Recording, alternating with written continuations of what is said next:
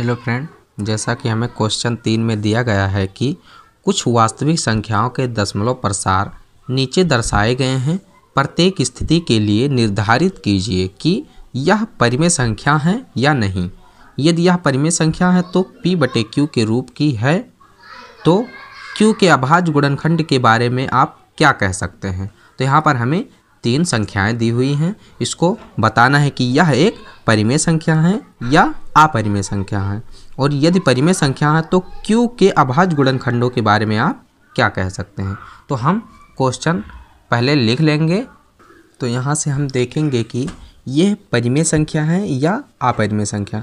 तो परिमेय संख्या क्या होती हैं जिसे हम P/Q के रूप में लिख सकें और जहाँ पर Q बराबर 0 ना हो, यही परिमेय संख्या का कंडीशन होता है। तो ये देखेंगे कि क्या इसे P/Q के रूप में लिख सकते हैं। तो हाँ, लिख सकते हैं। क्यों? क्योंकि यहाँ पर पॉइंट के नीचे 1 लगाकर जितना अंक है उतना शून्य लगा सकते हैं। तो यह क्या हो जाएगा, परिमेय संख्या। तो यहाँ से हम लिख देंगे, यहाँ से परिमेय संख्या, परिमेय संख्या। और उसमें क्वेश्चन में पूछ रखा था कि यदि यह परिमेय संख्या है तो इसके Q के बारे में क्या लिख सकते हैं, Q के अभाज्य गुणनखंड के बारे में।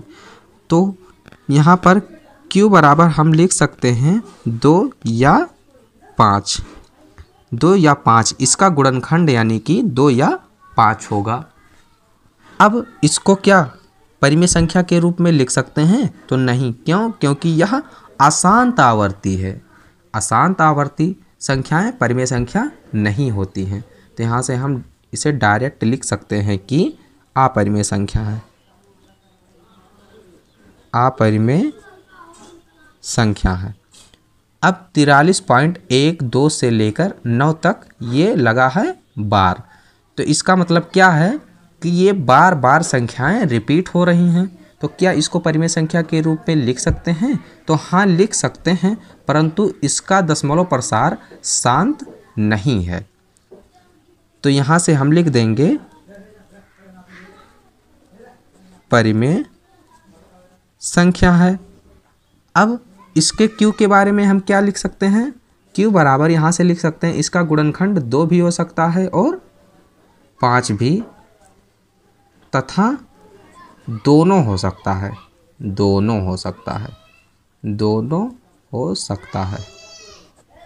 ये हमारा क्या हो जाएगा, आंसर हो जाएगा। तो आशा करता हूँ कि दोस्तों यह क्वेश्चन समझ में आया होगा। यदि समझ में आया हो तो इसे प्लीज़ लाइक, कमेंट तथा सब्सक्राइब कर लें। Thank you.